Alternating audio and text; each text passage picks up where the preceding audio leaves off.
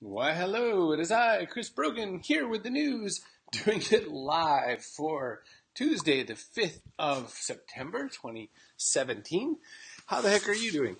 I am a little bit behind because I ran into a technical problem on my other computer, but I'm just going to set it up really quick right here. So pardon me for looking down for a second while I click these details. But, I never let it get in the way. See if I get this moving forward here. Da-da-da. All right, I've got something for you. This is even funnier now that I look at it. All right, so hey there, how the heck are you? So glad you could be here. What we're doing is every time I go and check out some news stories and interesting articles, I put them together for you here. I share them using this great program, Ecamm Live. This is the best way to do Facebook for Live on Mac. But if you want to follow along, you can go to chrisbrogan.com/cbm090517 for today, or just chrisbrogan.com/cbm. It'll bring you right to all of these news stories that I've collected for you. And I can bring to you some fun, interesting news. So first off, I don't know if you were the kind of person like me who grew up enjoying Star Trek and enjoying what might possibly be for the future, but this device is pretty cool. This is a coming out very shortly version of what is essentially like a tricorder. If you remember in Star Trek, tricorders were something that they used to take vital signs and all kinds of scanning. But this thing can do your heart rate and a few other details while you're just in the room. Heart rate and I think it was also, let's see. It's got a few different features right now. It's basically got heart rate and one other detail. But what I like about it is that, and pulse, and I forget what else. There's some other details. But what's kind of cool about it is that there are a lot of circumstances, like, for instance, dealing with seniors, where we might possibly want to check in and make sure people are doing okay. And this is one cool way to do that kind of monitoring from afar. So I thought that would be of note for you to check out. This is something I was studying in regards to things like blockchain and Bitcoin and all this new stuff. Brazil's central bank is taking a look at maybe using blockchain as a settlement prototype. So blockchain is the technology that underlies things like Bitcoin, which is where a bunch of distributed systems handle all of the computing and ledger processes and accounting for shared value and stored information and that sort of a thing. What makes this interesting is that in some ways, one of the big premises of tools like Bitcoin is that they're saying we're going to take away the middleman like banks and put together our own kind of method of sharing and distributing value. So the fact that Brazil's central bank is considering using blockchain technology is interesting because in a way it's sort of a nod to what some of this new technology is going to do or not do for some people. In Lego news, it's unfortunate, but they've decided they're going to tell 8% of their people to hit the bricks. This is actually a pretty good part of what's going on in their larger strategy, though, because what Lego's doing is they're building out more of their digital products. So they're going to cut out as many as 1,400 jobs. It's crazy to imagine they have like 20,000 plus people working at Lego. But when you see some of the projects that they have going on, I guess that sort of makes sense. But they've decided to shift because they're going to cut a lot more of the physical people jobs because there's a lot more digital product and they need to move people into the right areas where the business is. And what's very interesting about that is that because for a long time, Lego had a really big dip when they realized that people were switching to online tools to do what Lego used to accomplish in our creative minds. We would switch to things like Minecraft, for instance. And Lego didn't really know how to counter that. Their first attempts at countering it were to kind of make Minecraft-like experiences, but they just couldn't catch up and do the same sorts of things. So they've since made some better and more interesting digital products. And of course, strangely enough, Lego Entertainment has really taken off. Things like the Lego Movie, the Lego Batman movie, Ninjago. Strangely, there's a whole raft of Lego projects at the movie theater, so who knew?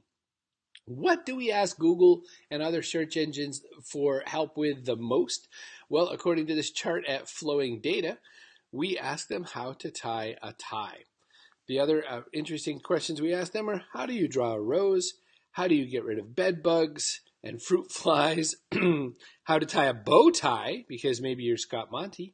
How to make slime is popular right now. I found also interesting how to measure your bra size and how to get rid of lots of different creatures and how to be happy. Very interesting that is a very common, frequent query to Google and also Bing is how to be happy. All right. What one word can you change in your systems about getting things done and productivity that will have a great effect on you? This one is sort of in the I told you so section. This article in Inc. magazine says that this one word can change everything, and that is instead of calling something a task, instead of something calling it a to-do, call it an action. The word action is evidently the key to changing our mind about how we do with our productivity. If we could just change it to action. I find the article kind of strange. I find it strange that, if we just change to do to action. However, as somebody who created a project called the 20-Minute Plan, we've had action stacks for years now, and the idea has been something where we've shown people one way you can deliver a lot of great value is by working through your action stacks instead of working on your task list and your to-dos. I guess you'd have to check out 20-Minute Plan to see a little bit more about that. All right, this one is just congratulations to Peggy Whitson. She just landed back on Earth a couple days ago. She has set a whole bunch of different records in history. She has spent an entire 665 days on the International Space Station. So she has now set the record for the longest time spent on the International Space Station for any female astronaut in history and the longest time for any American astronaut of any gender. And so she also broke another record because she did 60 plus hours of spacewalks. So she also has the record for the most time outside as well. Thanks, Fast Company, for reporting on that. Very cool news. Congratulations to Peggy. I wonder what someone wants to do most when they get back on the Earth. What do I imagine there's running around and stepping on the lawn or something like that. And then it's really interesting because if you've seen all the reports about how much time we spend inside, we think it would be so crazy and cramped to be inside an International Space Station, but we set that up in our own lives, don't we? All right, this in the land of 3D printing.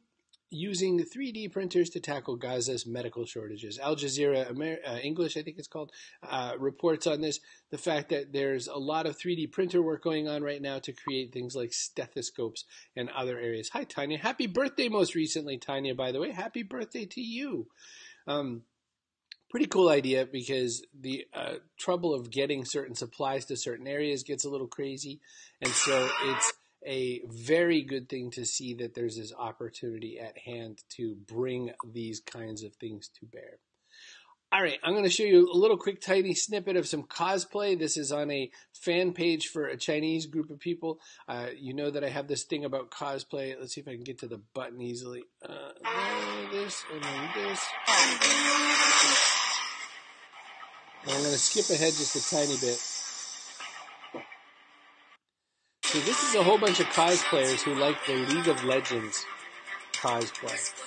And so these people in China made this video, added all the effects and all that sort of a thing.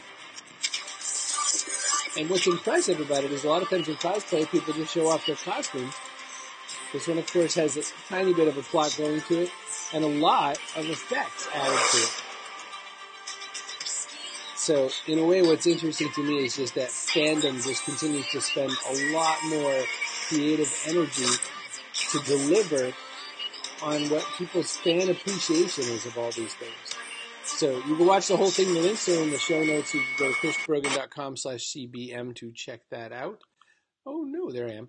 And you can check that out for yourself. It's really cool. I'm always a fan of dragging out some cosplay stuff because I think it's just fun to see, like I said, what people do to translate their fandom into more creative ways.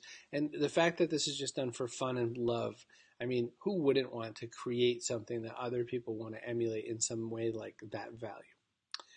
All right, in the spot of sort of strange news that shows that there may be getting closer to a tipping point, anytime we can get a gimmick to turn a little bit closer to something that might make us look at it different.